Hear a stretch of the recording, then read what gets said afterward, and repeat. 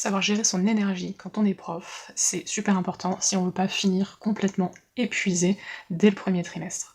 Je vais vous donner 3 conseils que j'applique moi-même. Le premier, quand vous avez une journée de cours entière, c'est-à-dire que vous avez cours du matin jusqu'à l'après-midi, ne donnez pas tout dès le matin. Gardez votre énergie, parce que là où vous allez en avoir le plus besoin, ce sont sur les dernières heures de la journée.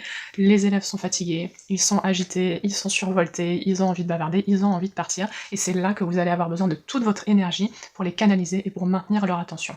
Donc le matin, essayez de conserver cette énergie, si possible, c'est pas toujours possible, mais si possible, en faisant des activités le matin plutôt calmes, en autonomie si c'est possible, et pensez à vous asseoir. Alors je sais que c'est difficile, en tout cas pour moi, c'est difficile de penser à m'asseoir pendant le cours, j'ai plus tendance à être beaucoup debout, à beaucoup circuler dans la classe, mais prenez des petits temps pour vous asseoir au bureau, il y a des moments où vous n'avez pas besoin d'être debout, pas besoin d'être en mouvement, conservez cette énergie. Deuxième conseil, reposez-vous pendant le week-end et les vacances.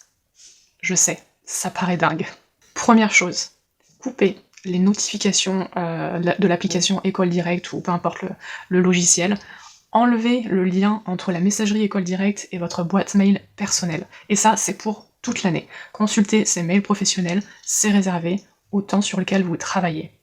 Définissez un horaire, 8h, 17h, 8h, 18h, comme vous voulez, mais il faut s'y tenir. Pour moi, la messagerie École Directe, c'est sur mes heures de travail, pas le soir, pas le week-end, et pas pendant les vacances scolaires.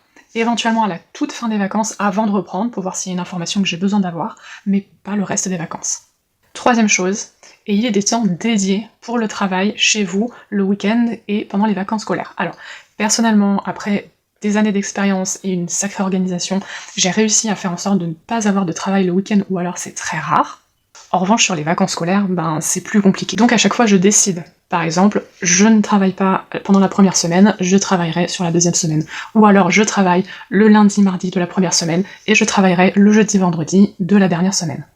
Dans ce métier, c'est hyper important de cloisonner au maximum pour éviter que toute la partie pro vienne grignoter au fur et à mesure sur la partie perso. C'est pas évident puisqu'on travaille beaucoup à la maison, on ramène même le travail dans la maison, on ramène des copies, on ramène nos préparations de cours, mais avec de l'autodiscipline, ça marche.